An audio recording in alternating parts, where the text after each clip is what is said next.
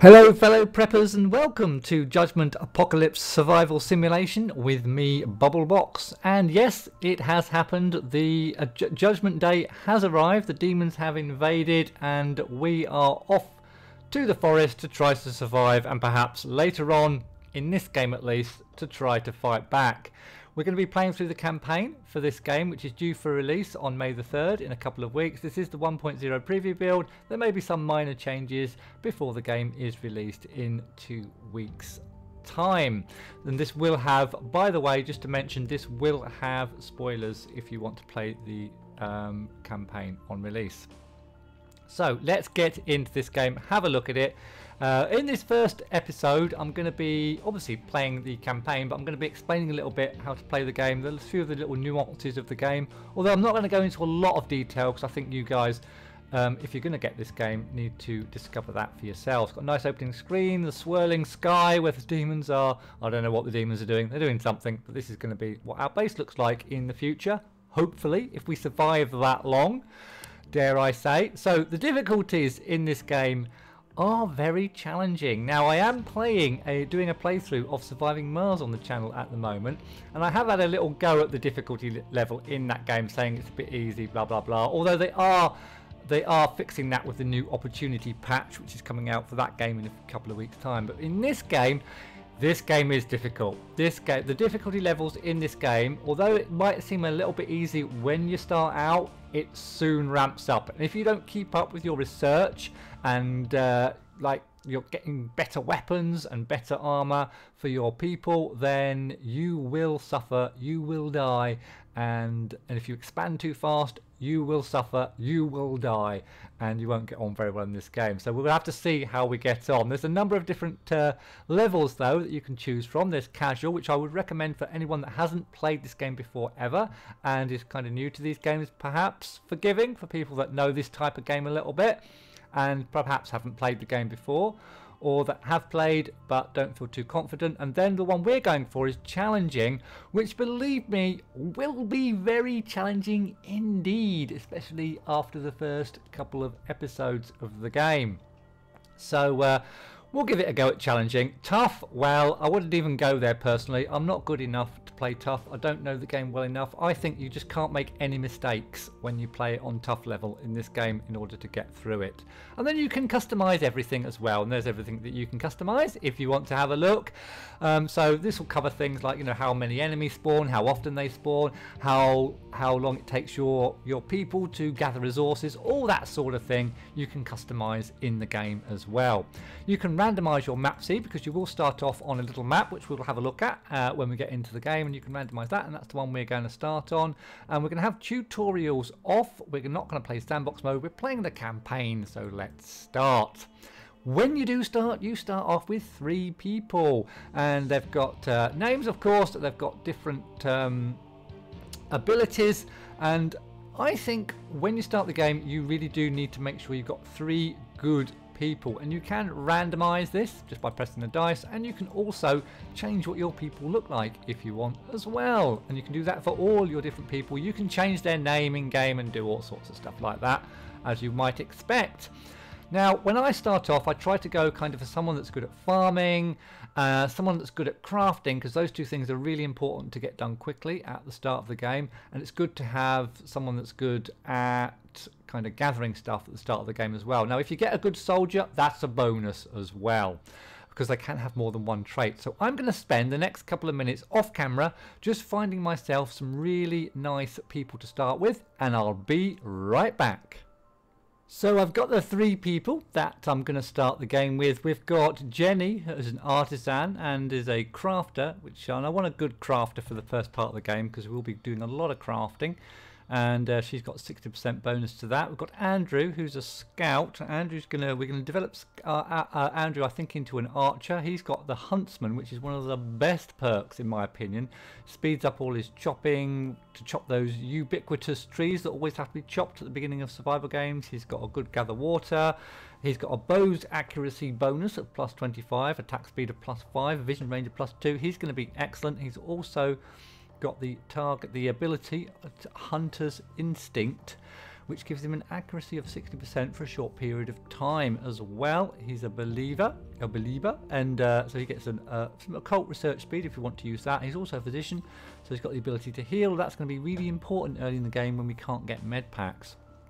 Then we've got Bertha, who's going to be our engineer. She's a hacker, so she's going to be our main researcher with a plus 40, and she's got a bit of a bonus for tech weapons later on. She's clever, so another more bonus to her research, and she can do a bit of crafting if necessary. She's also got the heal ability as well, so we've got 2 with heal ability.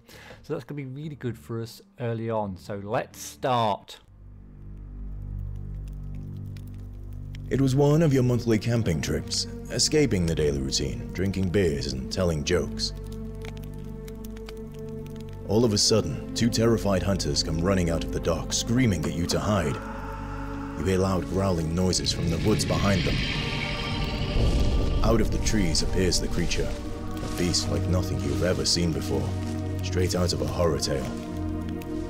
It catches up with the hunters, and they turn to fight.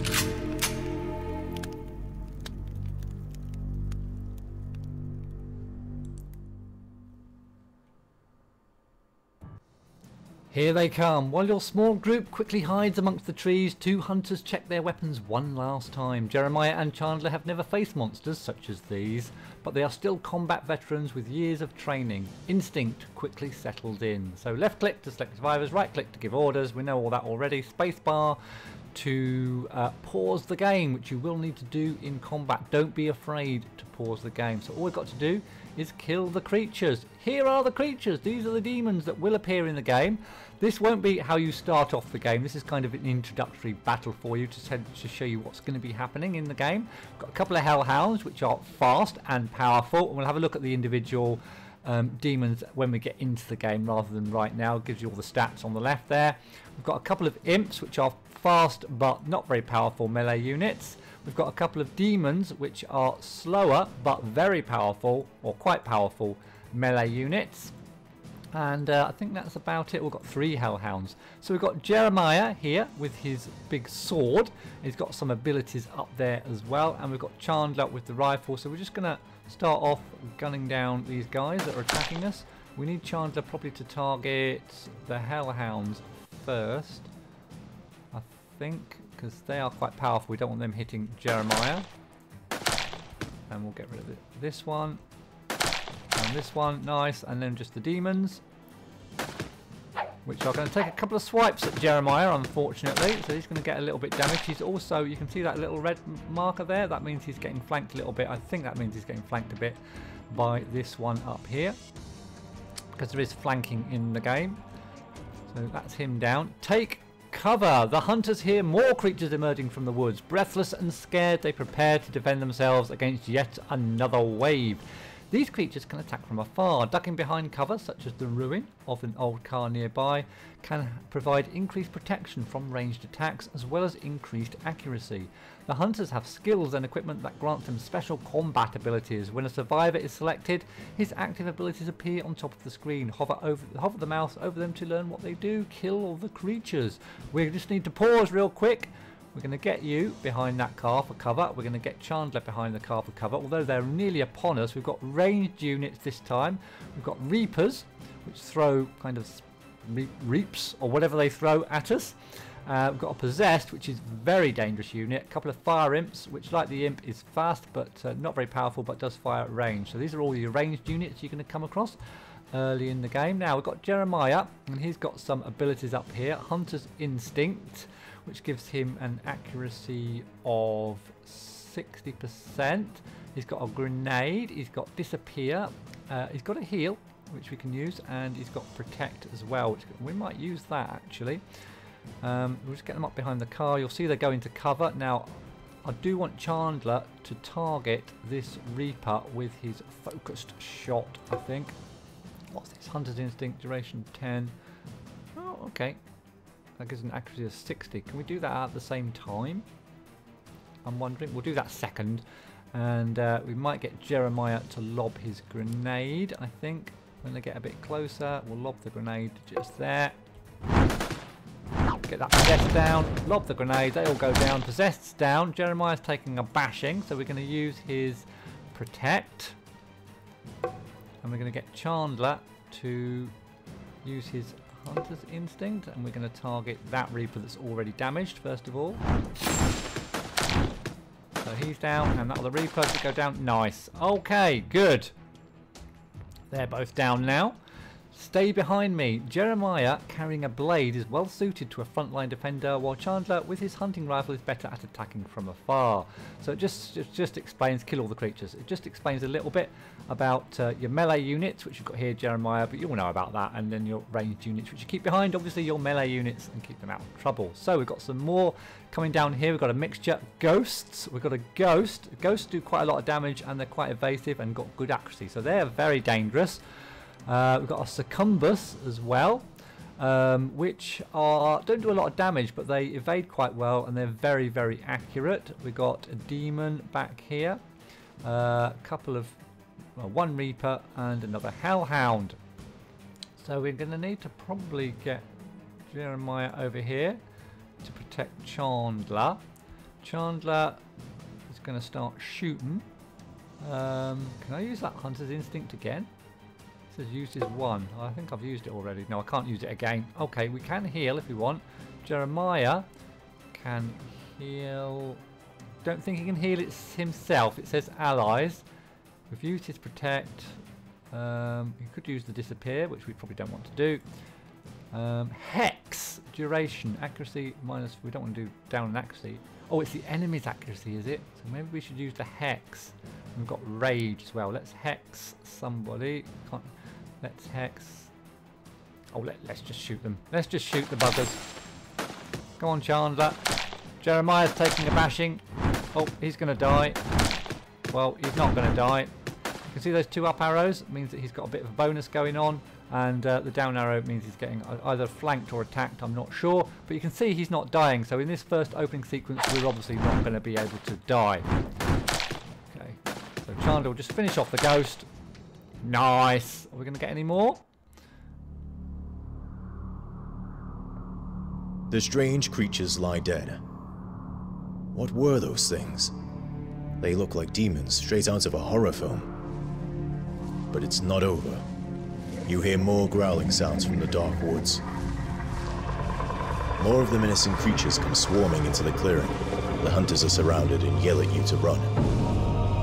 You waste no time and do as they say. You climb a small hill that affords a clear view of the nearby town. It is already burning. You can hear the sound of growling and panicked screams carried across the wind. The creatures are everywhere. Going back is not an option. You decide to move away from the town, deeper into the woods. You find a remote clearing where you decide to regroup and try to figure out what just happened.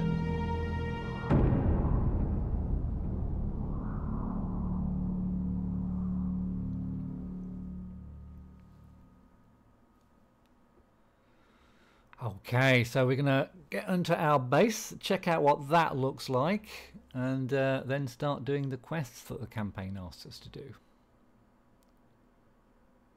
Once the game loads. There we go. So shelter. You need to rest now, as your fight from those things has left you bruised and exhausted. You seem to be safe for now, but you can still hear the occasional explosions from the town you left behind.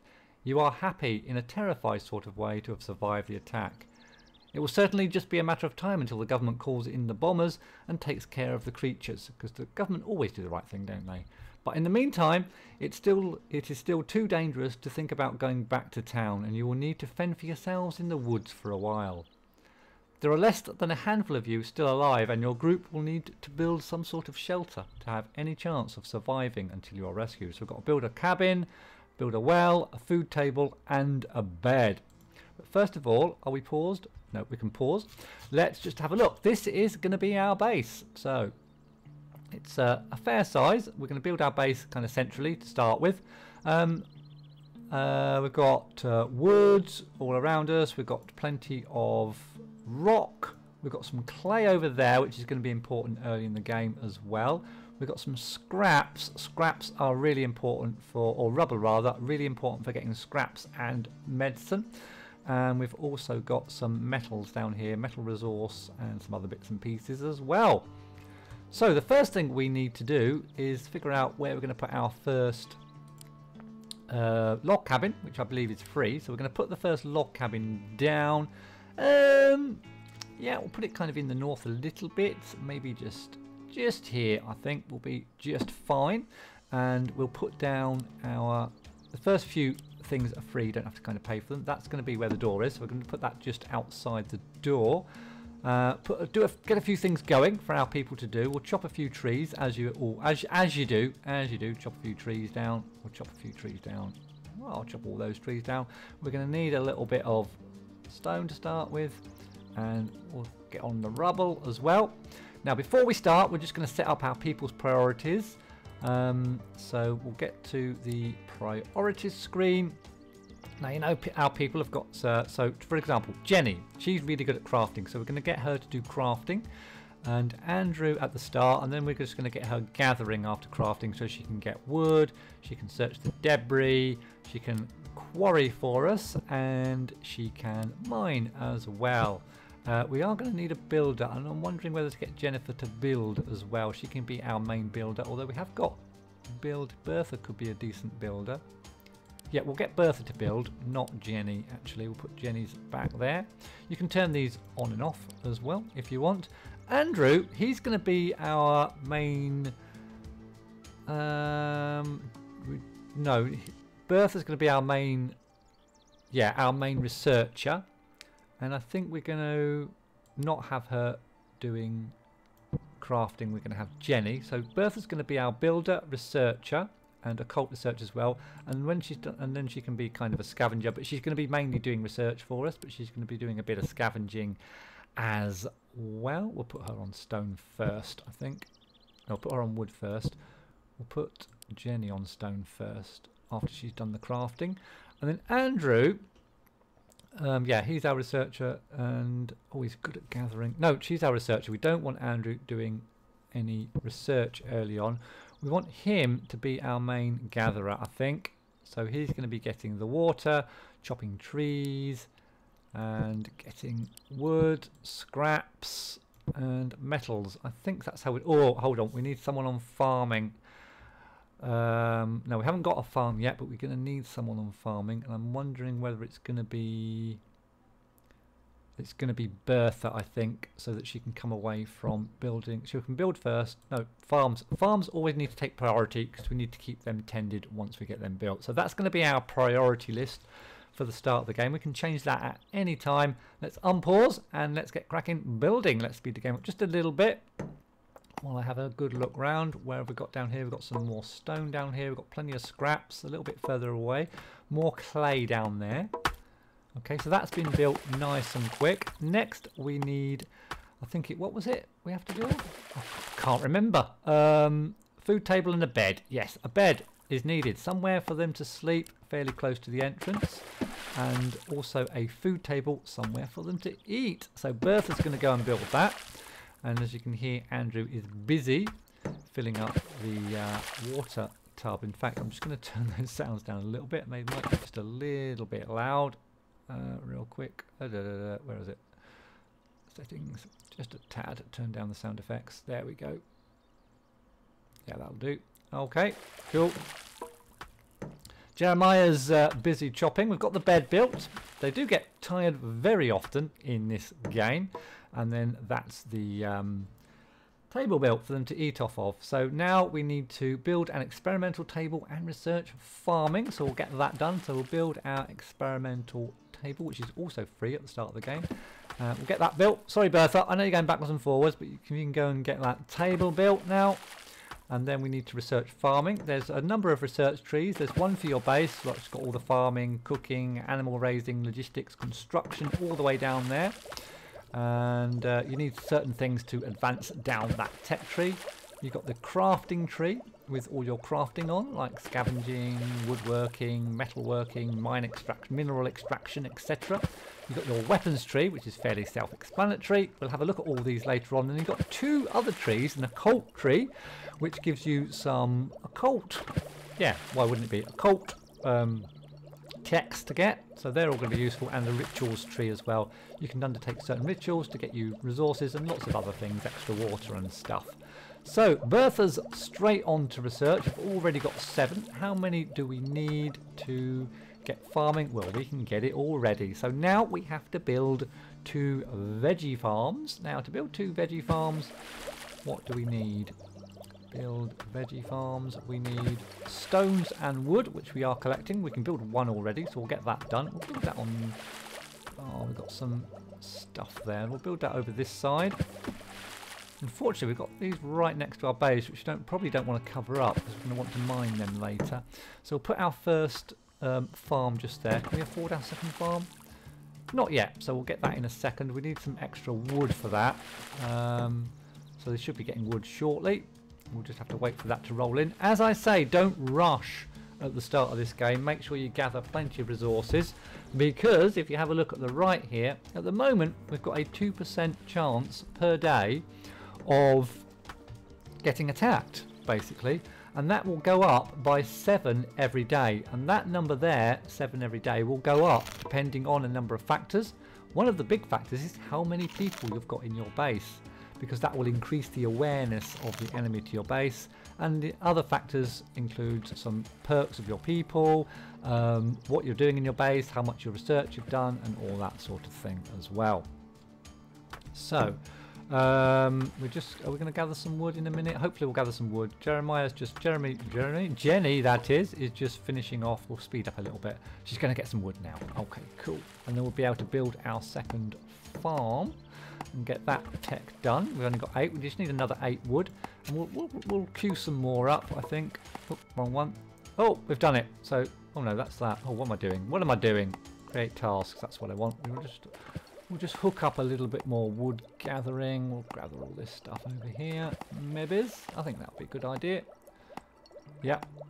So we're getting some more wood in. Can we build that farm now? Yes, there we go. So we'll build that second farm, and then we'll see what quest we have to do next. So let's get that done. Bertha's on that. Jenny's chopping trees. Andrew's having a kip. I told you, people are just going to be asleep half the game in this game. Probably want to get those scraps. Oh, I've already cooked them scraps up, so that's good. I want to grab those. Now Bertha's gone to bed, so she stopped building. Oh God. Okay. You can also check out your inventory whenever you want, and you can set up kind of this, your gather limits. We'll set that up now, otherwise he's going to be on water all day long. So we'll set that up, and we'll set up the auto crafting. Oh, it's already on for the food, so that's good. Somebody's tired, that's Jenny, so she's going to bed as well now. So they've all had a kip already. Bertha, oh, she's tending to the farm, and then hopefully she'll go and build this other farm. There she goes. Super. Andrew's busily hacking away at the trees. So we just need to get that farm built, and then we can see what our next mission is. Come on, Bertha. Oh, we'll speed up a little bit. Why don't we speed up just to get that done? There we go. Good stuff. Arm yourselves. So now we have to craft 3 clubs, which is nice and easy. We'll do that. Now, I've played this game before, and it's actually better to craft to tech and then craft a bow before you get your clubs. But we'll do it as the game is asking us, I think. So we'll get ourselves 3 of those clubs, and we have got someone good at crafting. I can't remember who it is. It's somebody, and they're doing it now. I can hear them hammering away. It's Jenny there. They kind of craft anywhere on the map. They don't have to go to the crafting table, except for certain things. But things like clubs and that, they don't. So defend your base. We're going to be attacked. We've got our 3 clubs. We've got 3 people. We're going to be attacked very shortly. Not just yet, but in a moment or 2. So we may as well just kind of speed the game up a little bit and let that happen